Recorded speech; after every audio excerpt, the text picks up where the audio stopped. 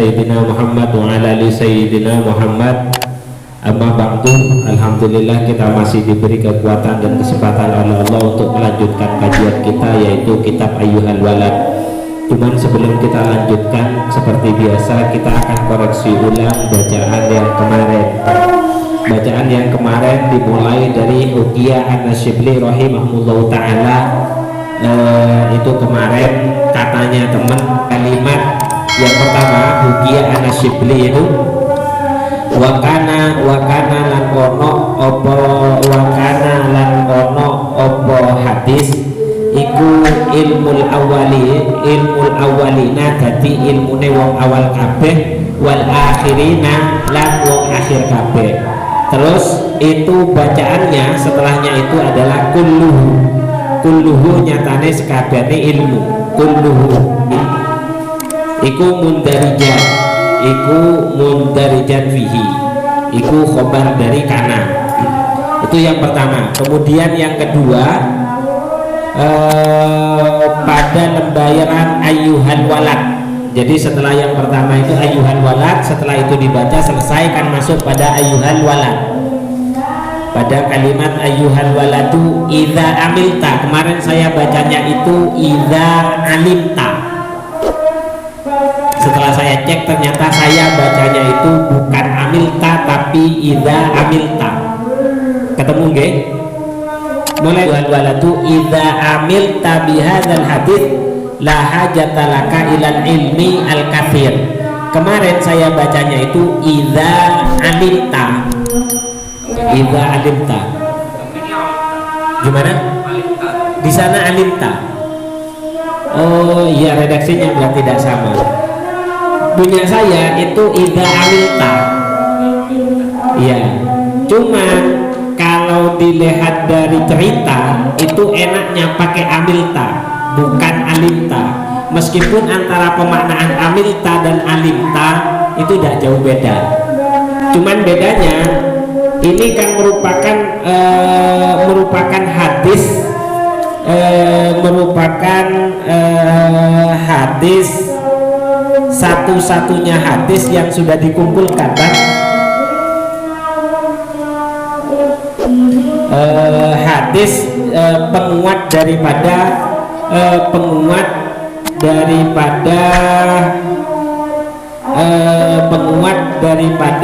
hal yang wajib dimiliki oleh orang yang belajar kan?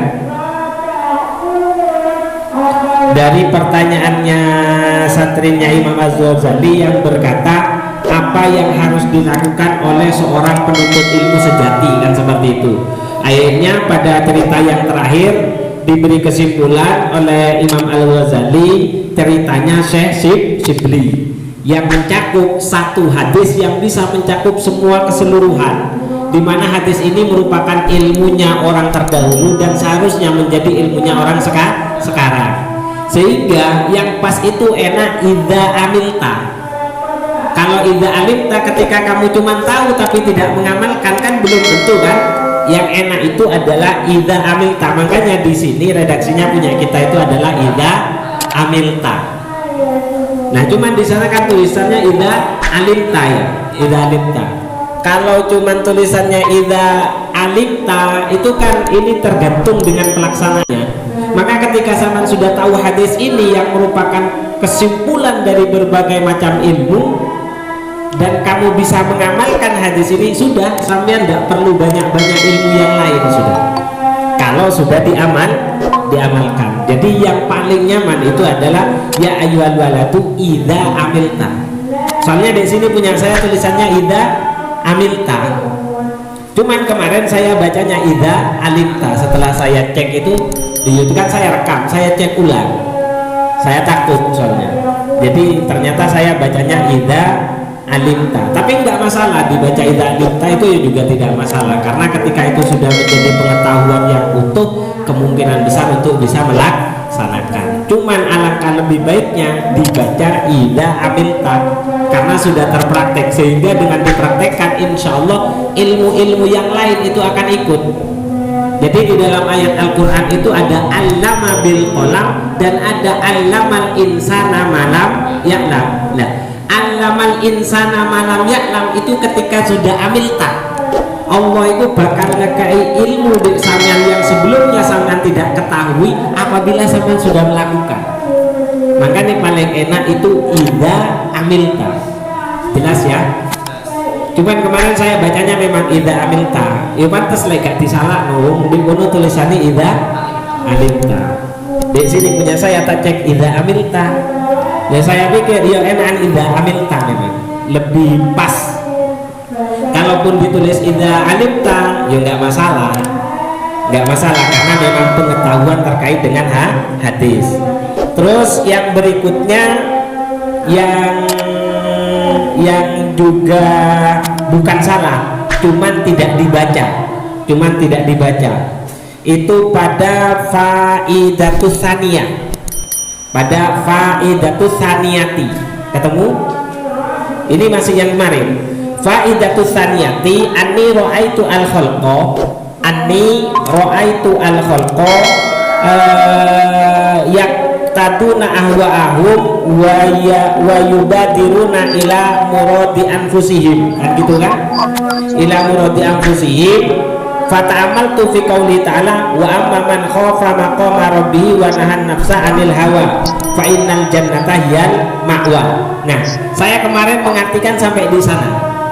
Nah, pada kalimat wa tayaqqantu annal qur'ana haqqun, ya kan, annal qur'ana haqqun shadiqun, itu tidak saya baca ya.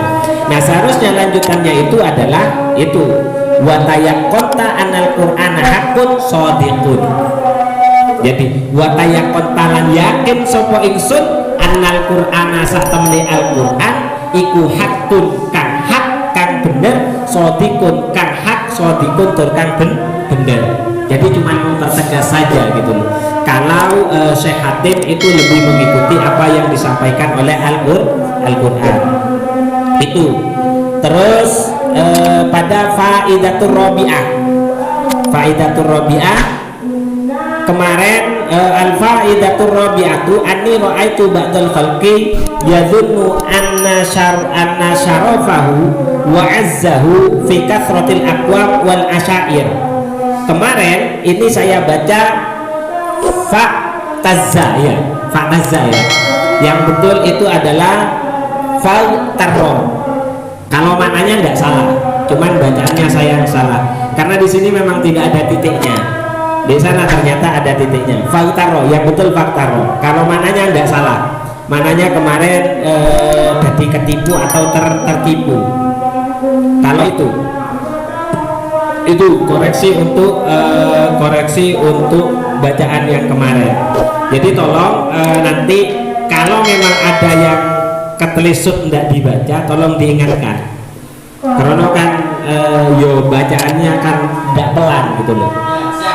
Ya diperhatikan, yo minimal gak paham itu didelok tulisannya lah. Nek tulisannya keliwat kan berarti aja nih gak disimak. Baik, kita mulai. Kita lanjutkan. Kita masih akan melanjutkan faedah-faedah yang didapatkan oleh Syekh Hatim dari pertemanannya bersama Syekh Syakik Al-Balkhi, ya. Kan ada 8 faedah yang bisa beliau terima, yang menurut Syekh Hatim itu sudah menyelamatkan hidup beliau. Baik, kita sekarang masuk kepada faedah yang kelima. Bismillahirrahmanirrahim. Wa qala al-musannifu rahimahumullahu ta'ala wa nafa'ana bihi wa bi ulumihi fid dharaini amin amin wa ya mujibas sa'ilin.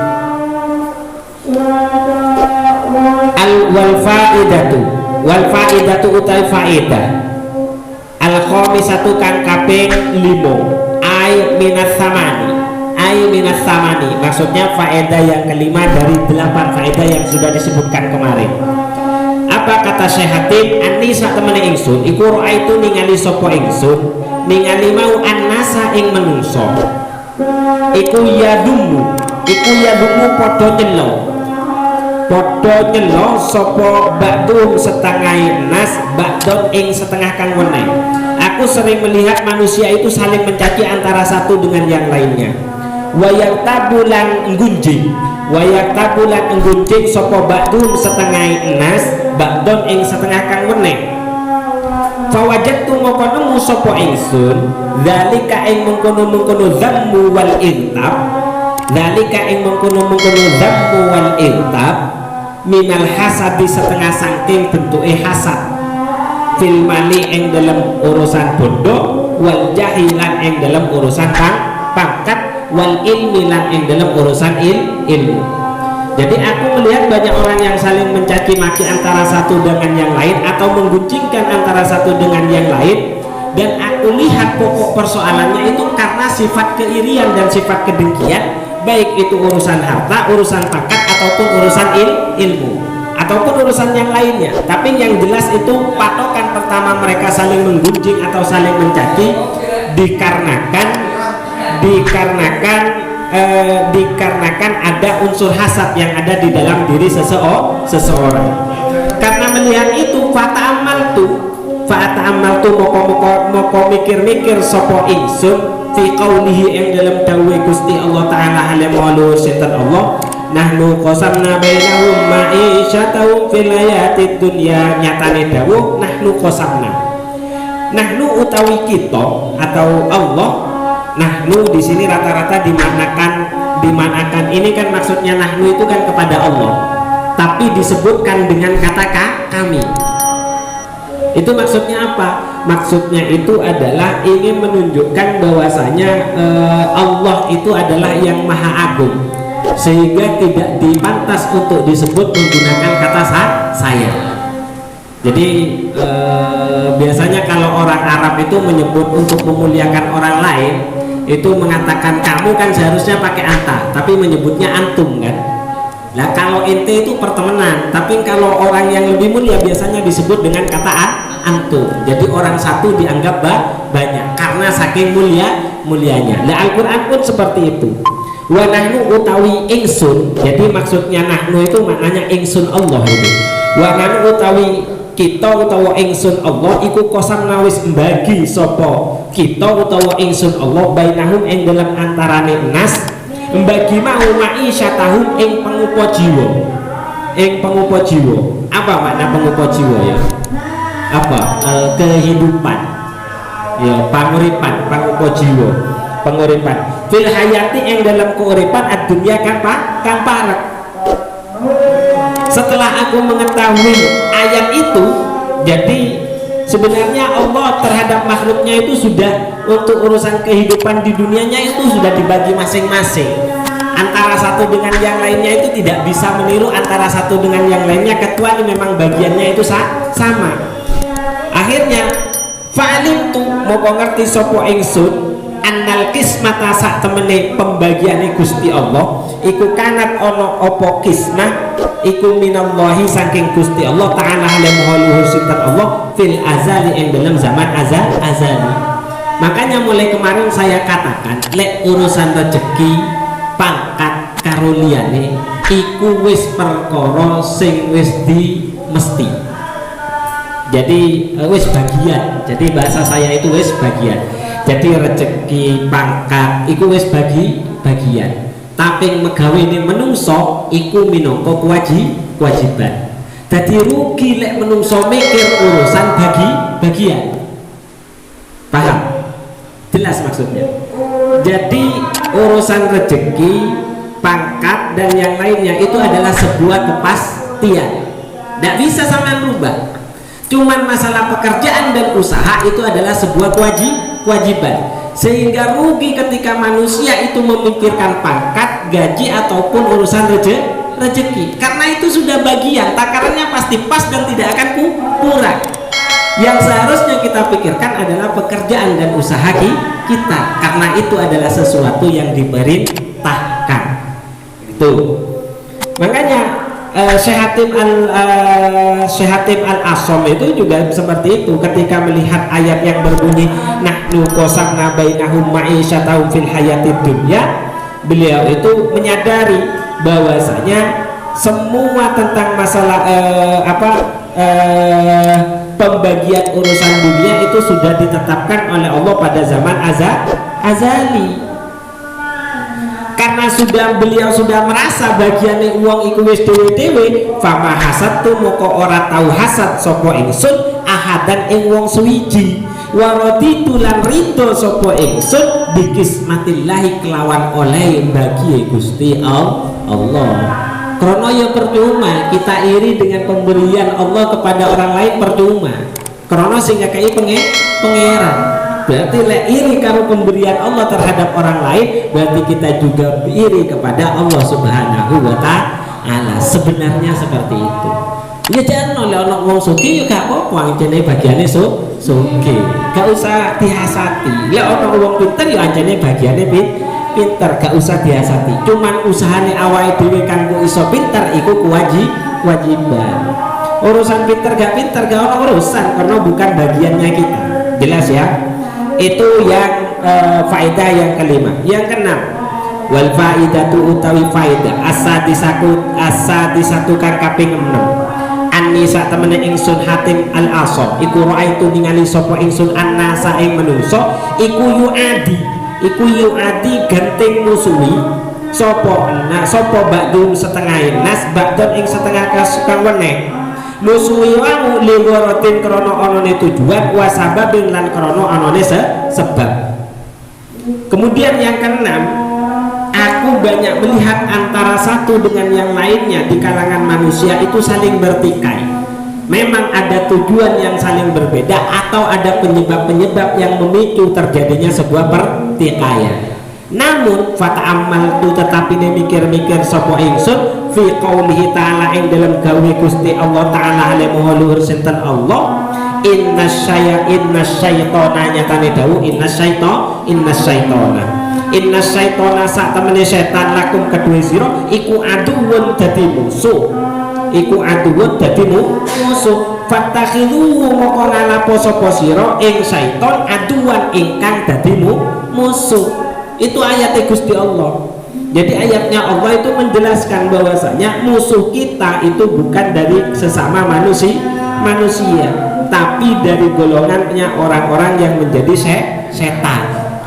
Setan itu bisa dikatakan makhluk, bisa masuk pada sifat.